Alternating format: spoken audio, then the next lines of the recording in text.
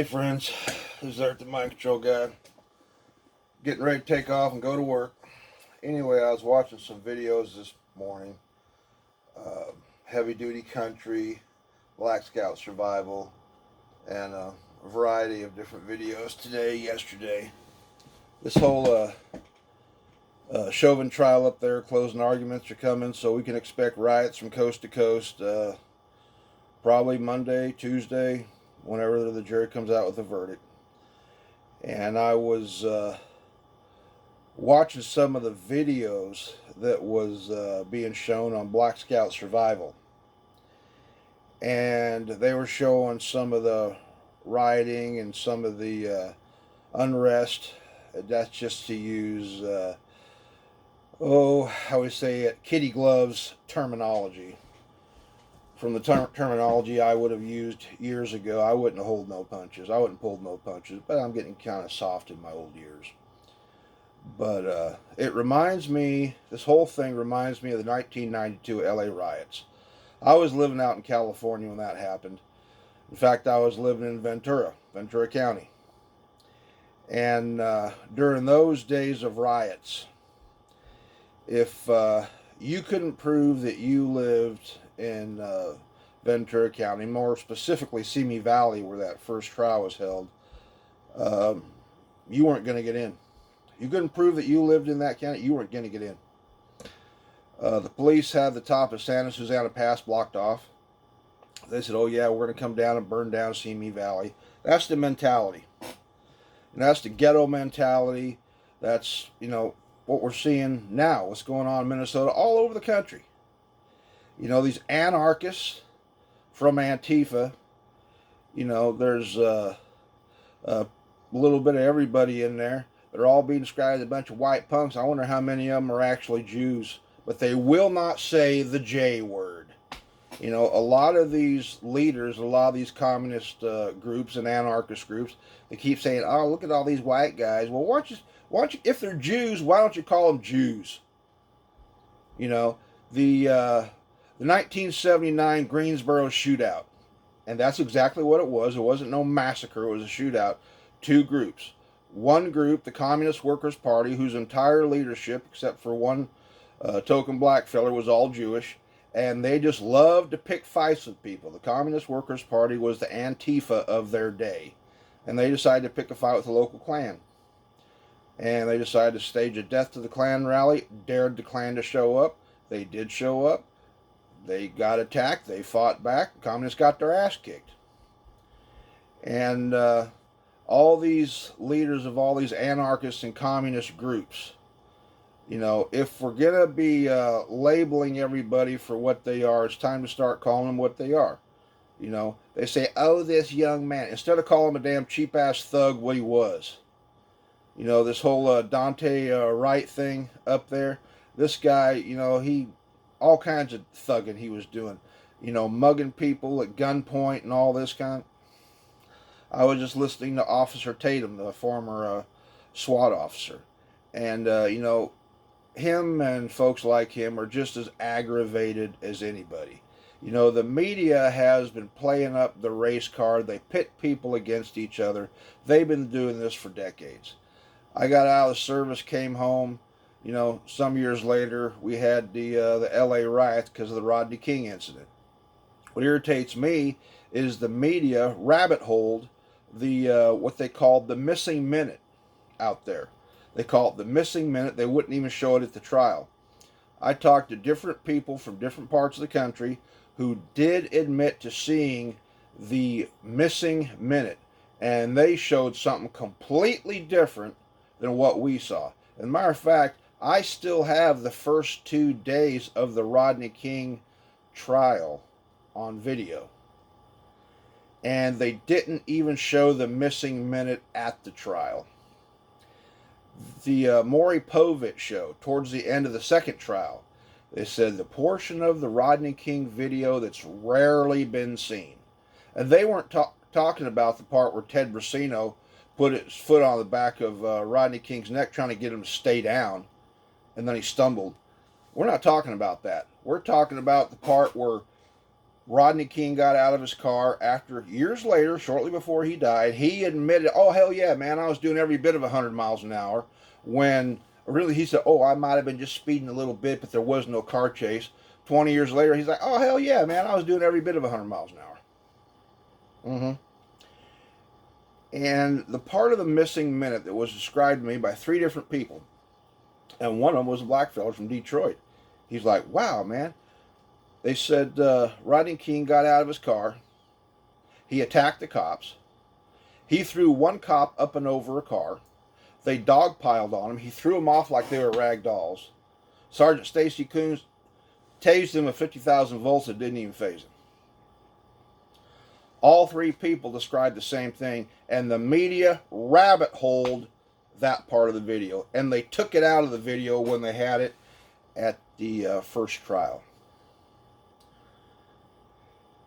The media is playing people off on each other, constantly and consistently playing people off on each other. Every time it looks like people are going to start getting along, the media says, "Not if we have anything to say about it." And this Chauvin thing they had up there, the verdict's probably going to be coming down this week. We'll expect riots coast to coast.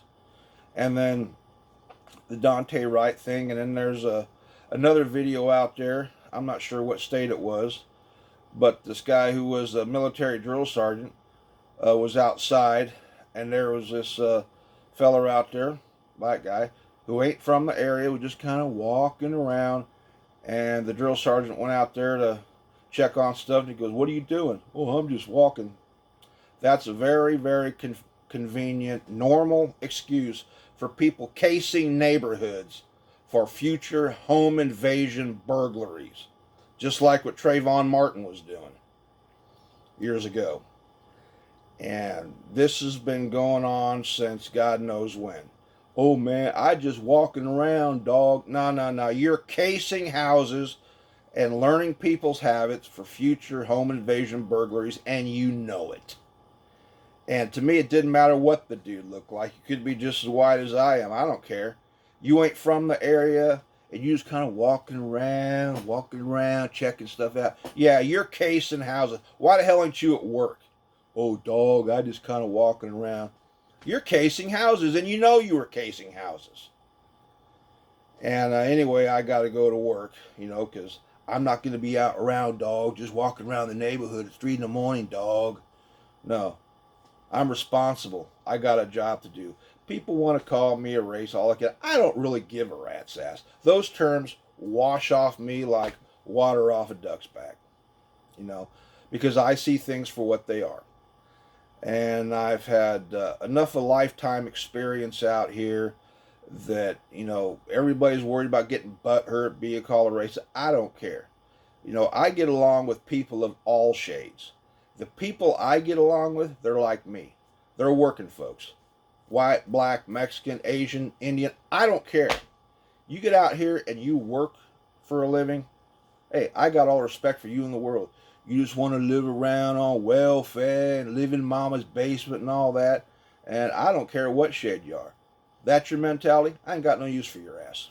You want to get out here and be a productive part of society? That's what I'm talking about.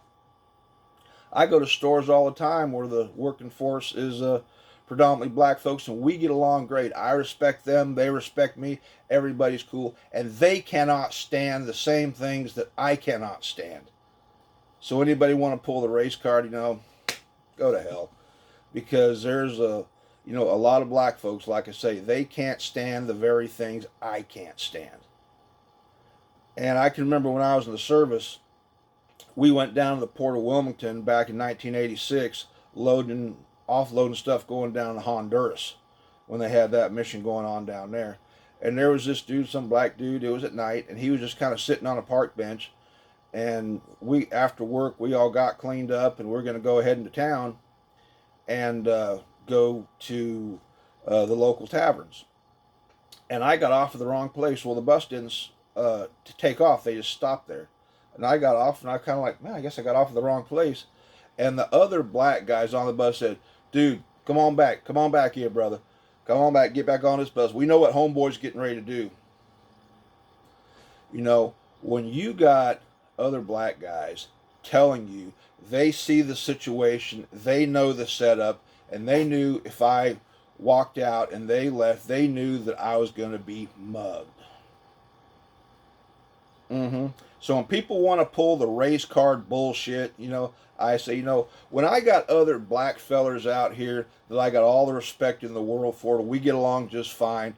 They're saying the same identical things that I am, maybe with a little extra hot sauce on it. Those guys get called Uncle Toms and sellouts and bullshit like that. And people know, they see thug mentality no matter what shade you are. Thugs are thugs no matter what shade you are. And, I think about that every now and then. I think about that incident. Those guys saw what was getting ready to happen.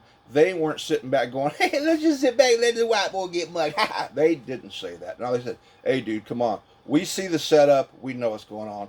Come on back here. We'll make sure you get off the right stop. Yeah. But the media's playing everybody against it, playing everybody against each other. They always do. Just play the race card, play the race card, play the race card. And when people like me and plenty of other people talking about Civil War, we're not talking about the Civil War of the 1860s.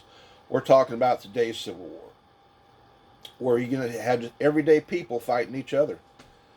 This stuff going up in Minnesota on the Black Scout survival video that I just watched here about half hour ago. Somebody had it recorded on their camera, and there's these young black kids. They say, beat every white person you see. Beat him. Is he white? Is he white? Okay, go ahead and beat him. And then they're going to be called protesters. Oh, that's not racist. Oh, come on. And then you're going to have other black folks who are saying, what the hell y'all doing? What the hell y'all doing? What the hell that guy do? Why are you beating him for? And, we've been told for many decades that this was going to happen. Well, sure enough, it's here. It's happening. It said George Soros just donated another $200 million to some leftist groups. Why don't you take that old crusty bastard out? Take that old crusty bastard out. He's financing all these anarchists and all these rioters. Not protesters, rioters and anarchists.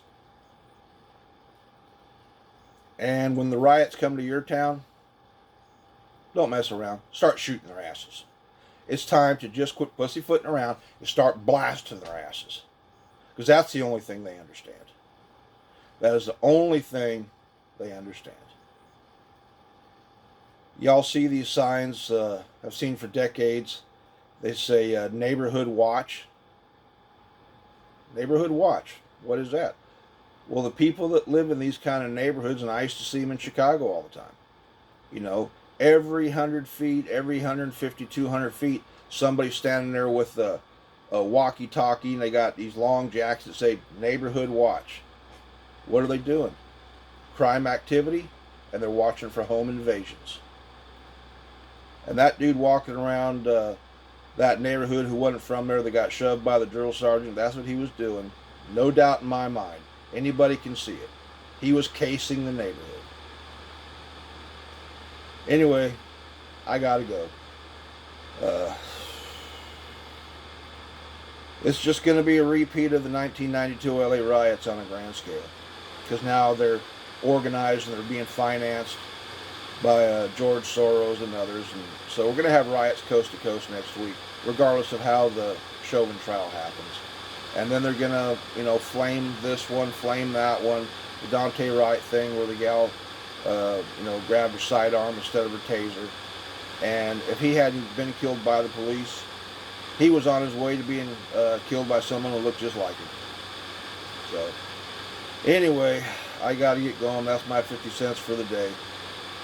And I know my words and words of other people seem pretty harsh, but it's called, hey, reality check. Is there a command control guy? I got to go. Bye.